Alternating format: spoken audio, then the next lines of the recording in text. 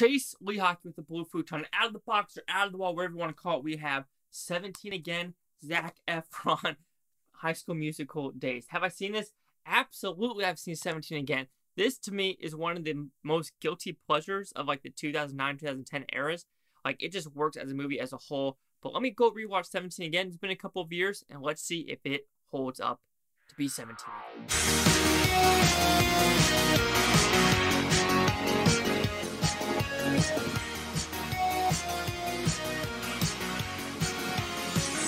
17 again, what's it about? It's a very simple premise. Matthew Perry, Leslie Mann, they're getting divorced. Matthew Perry was Zac Efron in high school, and all of a sudden, time traveling, body changing. Matthew Perry is now Zac Efron in today's day and age, and he realizes, why did he go back in time? Is it to go back in basketball and get his career to go to Ohio State or some kind of college? Or is it to make sure his kids do A-OK in high school? So did I like this movie? Like I said in the intro, I do enjoy this movie. It is a simple, guilty pleasure. It's harmless.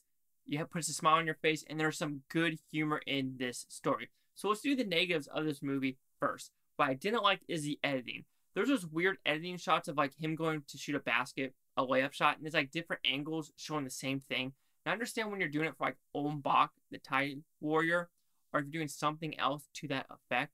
But when it's just a layup or a car moving or stuff like that, like going down the highway, those editing choices are not needed for this type of movie. It isn't just show the layup, show the car going down the highway, one cut. There's no reason to do 3 angles of him shooting the layup. I do enjoy, though, shooting the free throws and 3-pointers. They don't cut back of Zac Efron making 5 in a row. So kudos for that. It looks like Zac Efron is a basketball player. I play basketball too. I mean, hey, Zac Efron, if you're watching this, let's get some games going, you know. Anyway, other than the editing, I mean, I really can't say anything else wrong with it because, like I said, it's so harmless and it's so fun, and I enjoy everything about it. Matthew Perry plays a part well. Leslie Mann plays a part extremely well. Zac Efron. All the characters involved are just very believable, and the story is just there, and it makes you think, would I go back to high school? So that's a very good question, would I? Since I've only graduated with 59 people, I think high school wasn't that bad for me, honestly. It wasn't. I played sports, basketball, tennis, track, baseball, cross country. Yes, I did band with saxophone and stuff like that. So I was kind of in the niche of every single crowd. I did everything to a T. The only part with basketball with me, shitty part with small town, not being from Texas, is, you know, sometimes the coach wouldn't like you. Like, I would know shit. Like, this is not a joke. Make 2 to 3 threes in a row, back to back to back.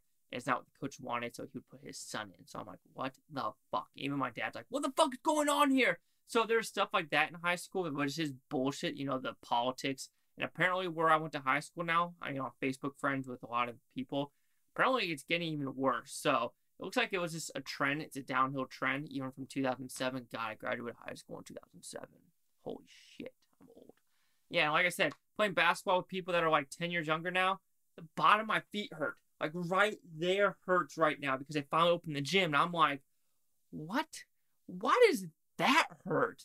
Never before. But I need to start running, get that 7-minute mile back in. I'm like 7:12.